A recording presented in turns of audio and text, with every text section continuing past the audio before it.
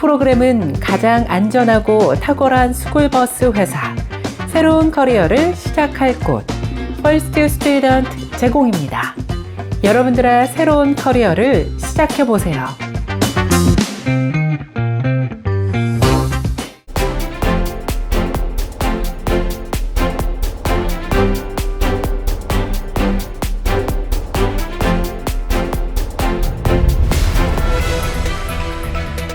(2월 21일) 금요일 세븐데이즈 헤드라인 뉴스입니다. 지난 새벽 일리노이 거주자라면 대부분 아동 유괴 사건과 관련된 엠보 경보 문자를 받으셨을 겁니다. 지난 목요일 시카고 남부 지역의 한 가정집에서 끔찍한 범죄가 발생했습니다. 경찰에 따르면 39살의 한 남성이 사우스 에버하트 주택 안에서 33살의 여성을 수차례 칼로 찌르고 함께 있던 11살과 8살의 아동들도 수차례 칼로 찌른 후 8살의 남아를 유괴해 도주했습니다. 유괴된 8살의 아동과 도주 중인 용의자를 찾기 위해 경찰이 지난 목요일 엠보 경보를 발령했습니다. 이후 경찰은 39살의 남성으로 확인된 용의자를 인디애나주 크라운 포인트 근처의 65번 고속도로에서 금요일 오전 체포했다고 밝혔습니다. 한편 칼에 찔려 부상당한 33살의 여성과 11살의 아동은 경찰이 발견 직후 병원으로 옮겼으나 여성은 사망했고 11살의 아동은 현재 위독한 상태인 것으로 전해졌습니다. 용의자 남성이 유괴한 8살의 아동도 경찰이 사우스 데이먼에서 발견했으나 현재 위독한 상태로 병원으로 이송됐습니다. 텍사스주에서 이민 신분과 관련해 학교에서 집단 따돌림과 위협을 받아온 11살의 소녀가 결국 스스로 목숨을 끊는 안타까운 사건이 발생했습니다. 텍사스 게인스빌 중학교를 다니던 조슬린 로조 카란자 양은 지난 3일 의식을 잃은 채로 발견됐고 병원으로 옮겨졌지만 5일 만에 결국 사망했습니다. 카란자 양의 엄마는 자신의 딸이 그동안 교내에서 이민자라는 이유만으로 따돌림과 괴롭힘을 당했고 학교 측도 이를 알고 있었다면서 집단 괴롭힘을 방치했다는 의혹을 제시했습니다. 현지 경찰은 자살과 관련된 사건을 조사하고 있으며 집단 괴롭힘과 관련된 수사는 게인스빌 교육부 경찰이 진행 중인 것으로 알려졌습니다. 트럼프 대통령이 불법 체류자들에게는 모든 연방 지원을 중단하라고 연방 기관들에게 지시했습니다. 이에 따라 그동안 응급치료를 받을 수 있고 자연재해 시 대피시설을 이용할 수 있는 등 현재의 혜택이 모두 중단될 것으로 예상됩니다.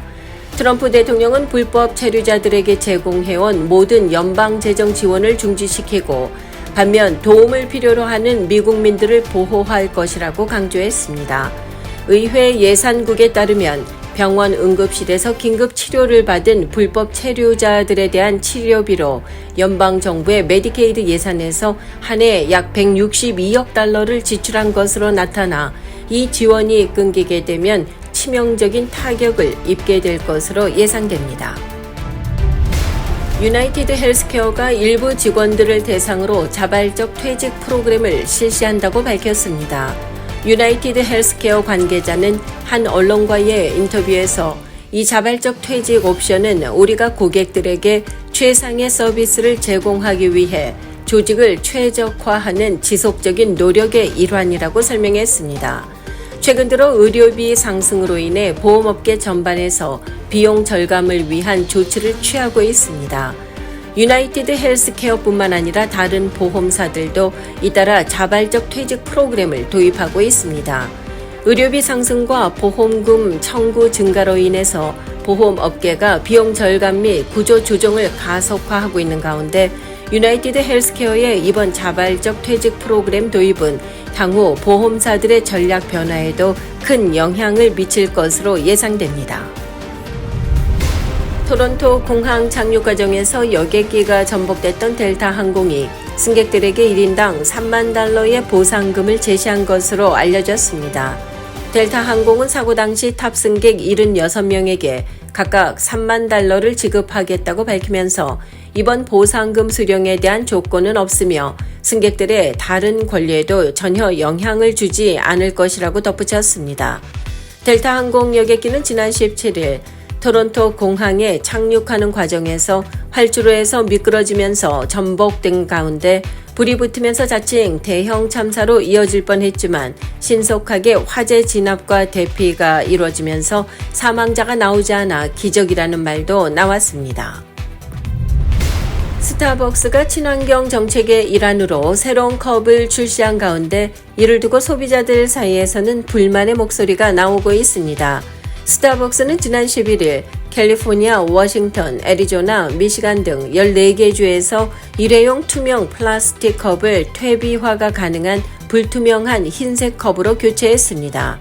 새로운 컵은 플라스틱 빨대에 구멍이 있던 평평한 뚜껑은 돔 모양으로 바뀌어졌고 쓰레기를 줄이려는 업계의 요구사항을 충족하기 위해 새로 출시된 컵이라고 설명했습니다.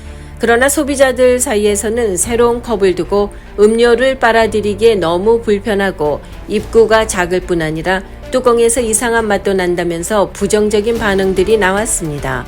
스타벅스는 이러한 불만에 대해 모든 매장에서 새로운 컵을 사용하는 것은 아니며 개인 컵을 가져오거나 매장 내에서 머그잔이나 유리컵으로 음료를 마실 수 있다고 밝혔습니다.